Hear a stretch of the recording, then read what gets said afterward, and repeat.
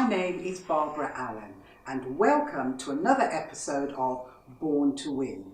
Today I'm going to be talking to you about a disease that affects people of colour. It's called sickle cell, and my guests today, Yamide and Adi, will be sharing their knowledge, what they know about this disease. Thank you and welcome to the show, Yamide and Adi. Thanks for having us.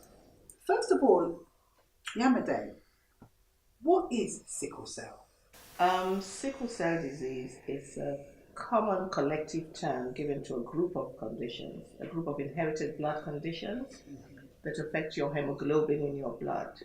Now, hemoglobin is a protein in your blood. It gives blood its red color. It carries oxygen around the body.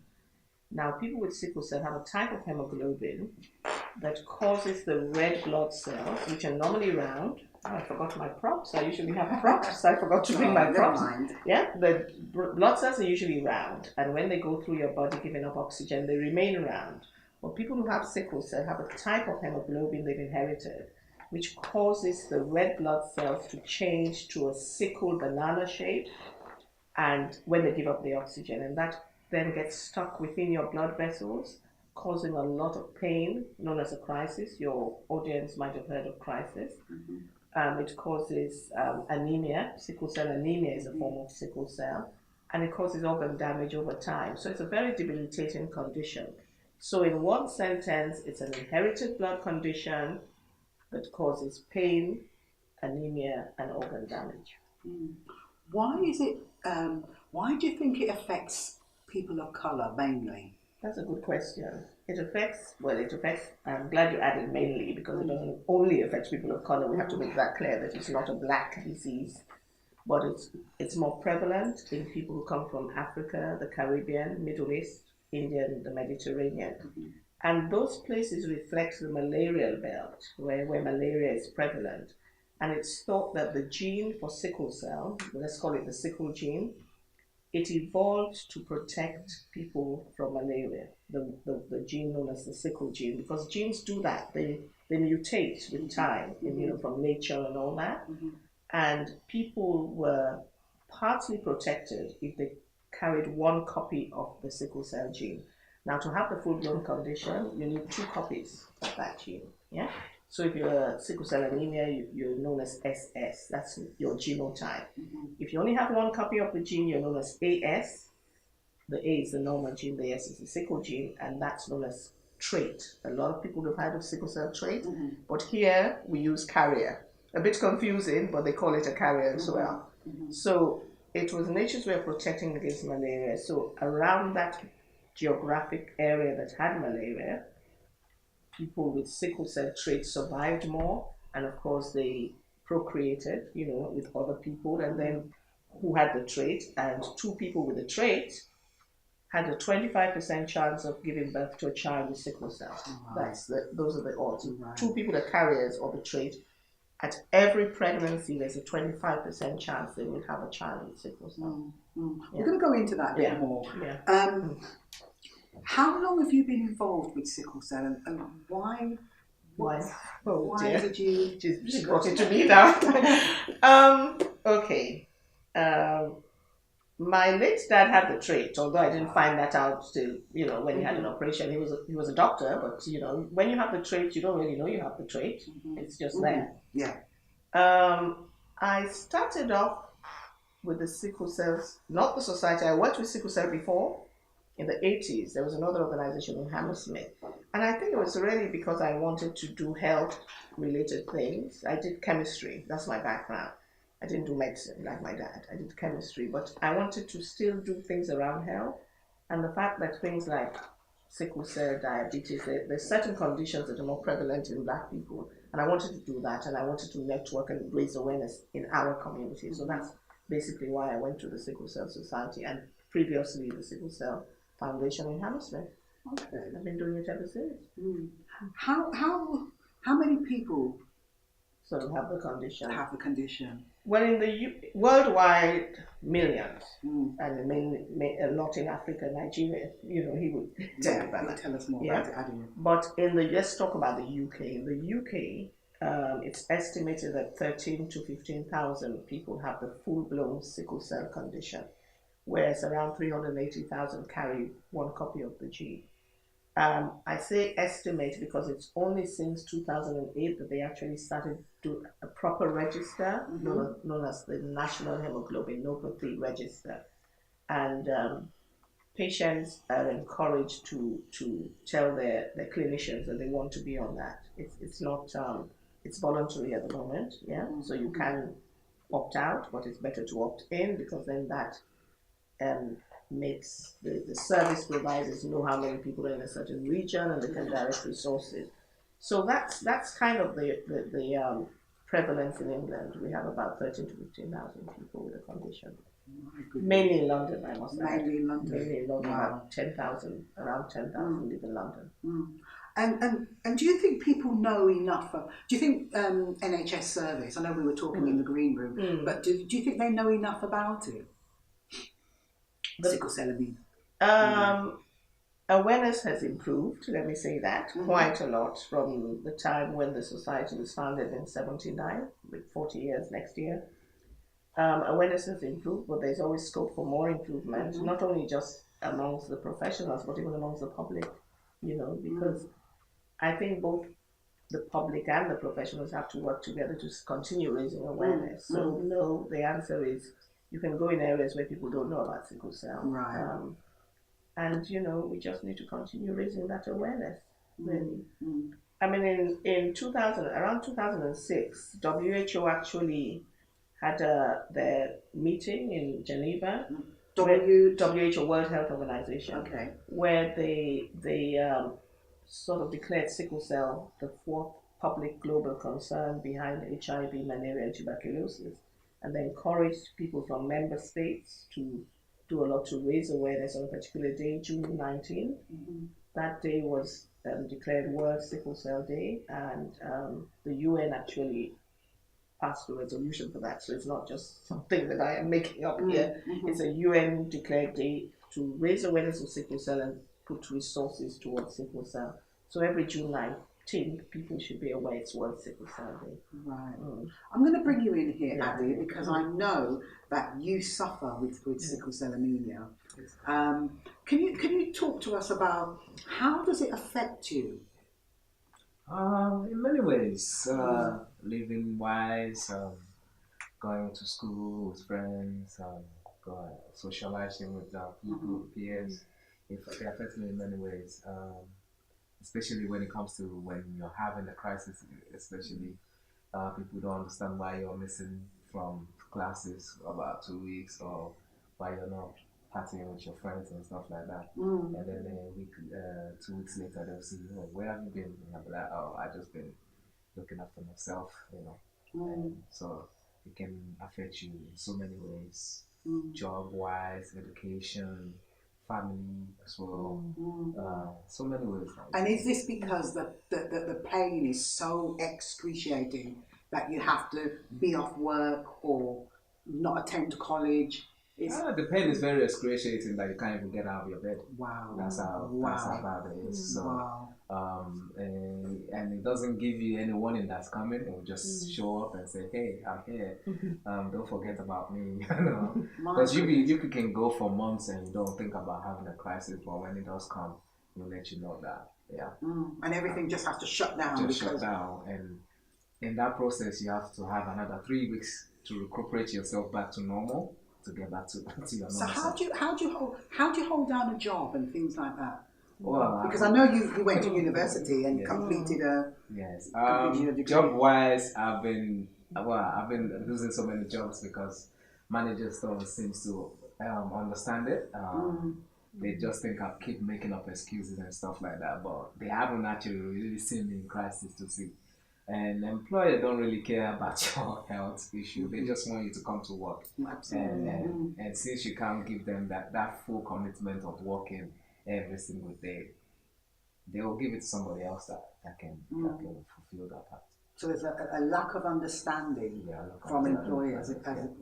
They basically, as you said, they just want the job done. Yeah, they just want the job done. Let me just update you on that. In fact, it's good that you're talking about employment because we've recently and we're going to be collaborating on a project on sickle cell and employment with Simon Dyson, who's a professor in Leicester. Okay. We did some work around sickle cell and education. Mm-hmm. So we managed to get a grant to do sickle cell and employment. So that's hot off the press, I was at a meeting 2 weeks ago, and we'll be interviewing people like Ade to talk about their experiences around employment. We'll be doing focus groups, and at the end we'll be producing stuff for employers, for employees, for the all-party parliamentary group. So we're going to be working on that because we realize employment is a problem. Well, I know we spoke earlier, you mentioned about the influence of mum. Yeah. How did mum influence? Mom was not growing up in a Nigerian home. Mom doesn't take laziness as well, I won't say laziness. She just don't like me to be weak. She always made this statement like, I didn't born you as a disabled child, so you have to make use. So like when I'm having crisis and I can't walk, she will take out the stick like, you are going to walk by force. If I said I can't eat, she'll be like, no, you are going to eat by force. Then I was looking at her as punishment. But now when I grew up and I said, she was building me to be stronger. Wow. You understand? To manage myself. And she's always been there. And mom at best. So if you love your mom, give your mom a big hug because their prayers work. You understand? She used to make a statement as well that, when I'm having my crisis, that I wish I could take this pain away from me. And I used to tell her like, Mom, I don't wish this kind of pain on you because if I see you in this kind of pain, I'll cry. You understand? And I don't want you to have that kind of pain. So Mom was a big influence in my life. She's done very well. I'm 39 years old now, and she's been a soldier since then. And even though our relationship with our partner is not as solid because I'm one of the big reasons why the relationship went down because I'm always sick and daddy doesn't want to be around, And I don't really blame them. Like I didn't understand in them. I don't blame men, But Mom has tried. She never gave up on me, and that's one of the things that we needed is the care that care that's still there that makes us live and makes us stronger. That's so nice to hear. So mothers, stick with your children, be there for them, be that rock for them, because this is a time when you're needed. They need someone to pull from, and you gave birth to them, and just be there, just like how Addie's mum was there for him. Because look, here you have a product of someone that's gone through it and has actually come out the other end. Yes. Addie, I want to talk about the health side in terms of food, diet.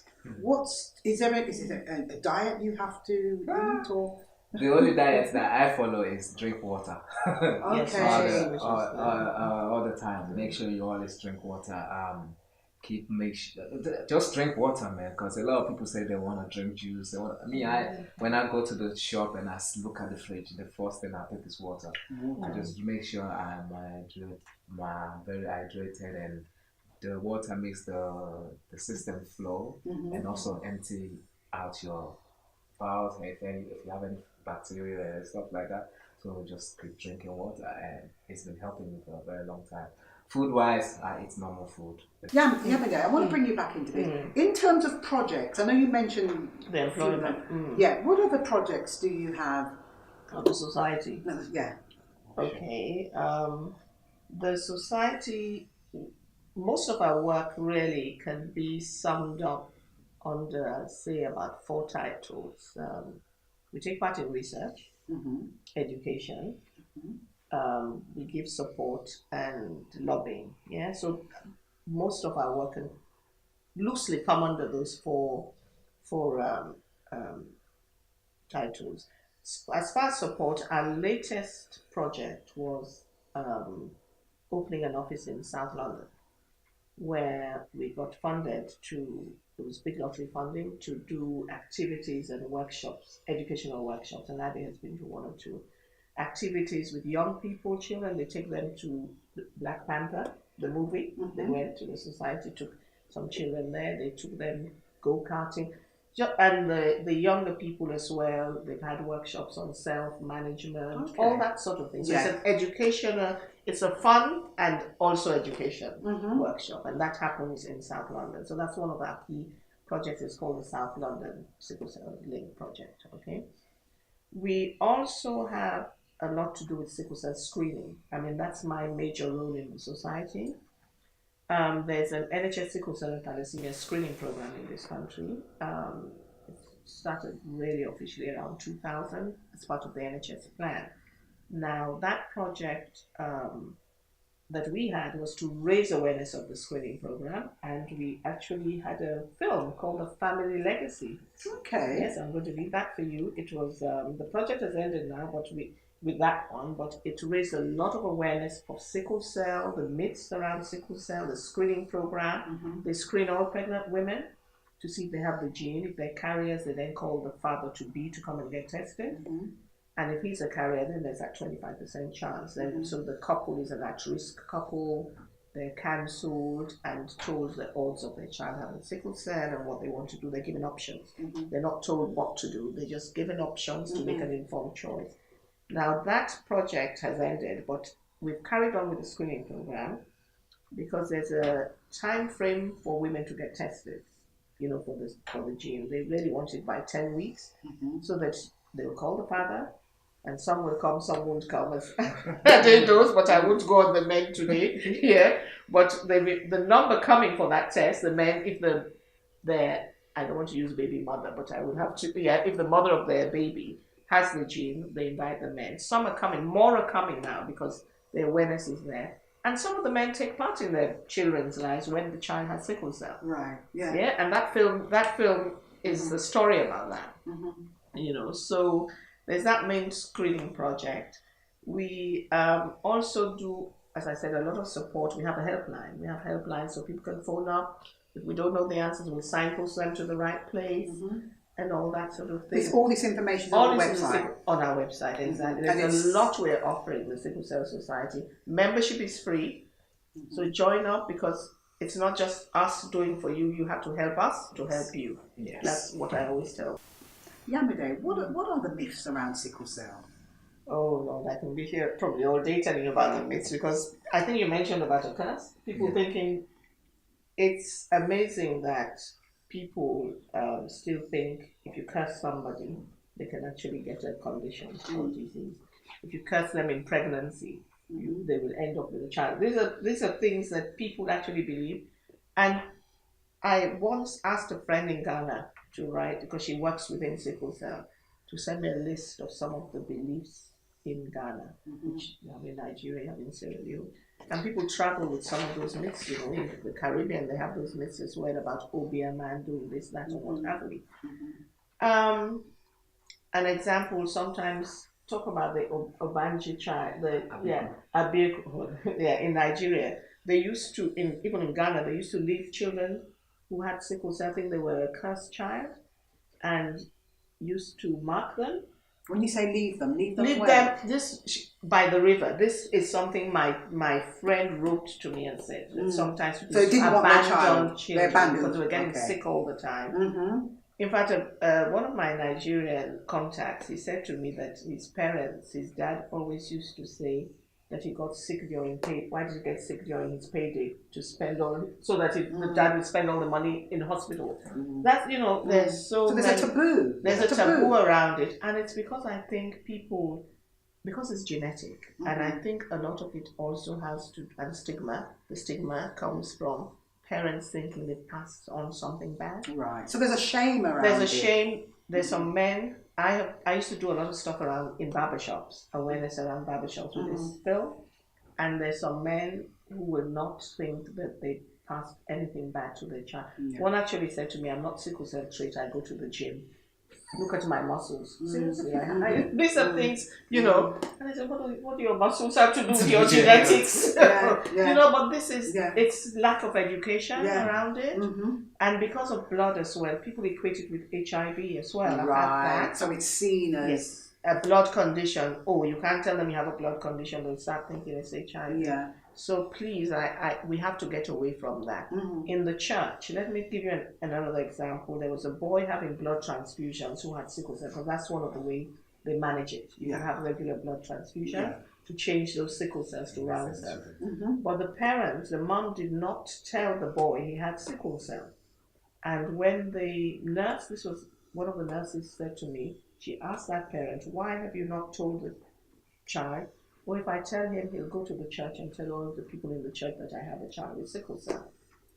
So there is definitely a lack of awareness of there's a lack of awareness, and there's a sense of shame. Yes, because of the lack of awareness. So there's definitely a taboo. And going back to when you said you were obviously you were born with it. So this is something that you've had all of your life, but you only started telling people when you were at university. And was it exactly for the same reason? It was the same reason. A lot of people just have that thing about it, like when they see you with the yellow eyes, or you've got disease, you understand? So it's quite bulgy eyes. Yellow. Because when you're anemic and even when it comes to relationship with girls, sometimes I said, can I take you to the hospital to get your blood type? I said, okay, why do you need to know my blood type? Are you a vampire or stuff like that? You know, so there's so many things. Even till today in Nigeria, I went to Nigeria last year, and this child was having crisis, and I can basically see that the child was having crisis. They asked the mom, what's wrong with him? And the mom was like, he's having his thing. And I was like, wow. She didn't say sickle cell. She didn't say sickle cell. She said he's having his thing. And obviously, this is rural area where they don't have the information and knowledge about sickle cell. You understand? So I felt a bit like, I feel like there's more work to be done, you know, because people need to know about it, and because of lack of care, people can actually pass from it. You understand? So they need to know what needs to be done, and what's the foundation, what's the rules that's behind looking after someone that has sickle cell. Ade, how would you advise in terms of relationships? How would you, in terms of picking a partner? Would that be part of your choice process? Yes, I would definitely say that you should look for somebody that's caring, somebody that will not get scared when they see you in a crisis. I'm just happy that God blessed me with somebody that is caring, and she's been there. She knows what to do when I'm having crisis, like calling the ambulance if I need to massage where the pain is, and even when I'm at the hospital, she will bring food to me while I'm eating if I don't like hospital food. So all of this stuff, you need to be just make sure the person that you knows about your condition, and you tell them from the beginning. You understand? Don't lie to them, because I told my partner straight away. I said, listen, I go through this condition. Even when I had my crisis, I invited her to the hospital to come and see me when I'm in crisis. So to just let her know, like, this is what you're signing up for. If you're gonna date me. So it's about being honest, being honest in your relationship, letting your partner know that you're a carrier. You have sickle cell anemia. You know, I know the trait is totally, that's not really an issue, but anemia, it's being honest, letting people know that you have it, and then it's really down to them whether or not they're going to work through it with you, because you do, as Adi said, you do need a caring person that is going to be there for you, going to stand and hold your hands at times. So honesty, I think, is the best policy. Yamide, in terms of a cure, is there a cure?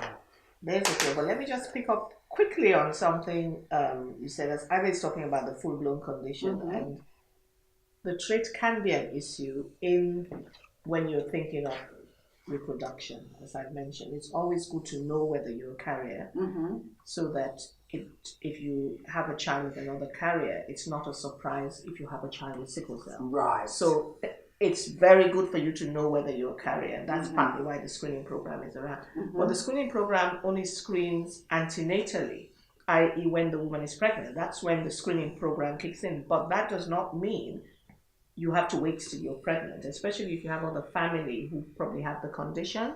You can go to your GP and ask to be tested. They may not want to test you, but if you're worried that you might be a carrier, then insist on having the blood test. It's a blood test, especially if you're thinking of going into relationships and all that sort of thing. You asked about a cure.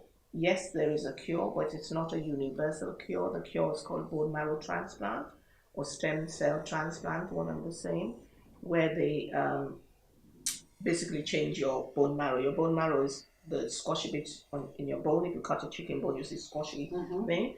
And that cures sickle cell, but you need to have a match, a donor, and there are risks and all that. So it's not universally a cure. So what the majority of people with sickle cell go through is management of their condition. They're treated. And we've recently, meaning the Sickle Cell Society, has launched the standards for the clinical care of adults with sickle cell. This nice new shiny book, hot off the press. Hot off the press, and it's it's treatment for people with sickle cell. We encourage people to contact us at the society. I'll give you the details after, because if you have the condition, you can actually get one for free. Additionally, it's sold for £15 after that, postage and packing. And it has it's the book that a team created. It's an update. We actually launched one in 2008, but it's treatment for sickle cell. It really is the minimum treatment anybody should get or is expected to get if they go to a hospital, no matter where it is in this country. So especially if you're traveling to hospitals in Timbuktu, well, down by, I don't know, John O'Groats or wherever they call that place, make sure you have, maybe your copy of the standards. Is also online as well. Go to the Sickle Cell Society website. I'll give you that at the end. It's online if you don't want to be carrying this, but you can tell your clinicians it's online. So yes, the cure is there, but it's not for everybody. So meanwhile, let's manage your condition properly and make sure that you live well. Sickle cell shouldn't own you; you should own it. So it should only be part of you. It shouldn't define you. Exactly. Get on with life. Addicts getting on with life. They're doctors, lawyers, teachers with sickle cell, nurses with sickle cell. So please don't let it, control you, basically, is what I'm saying.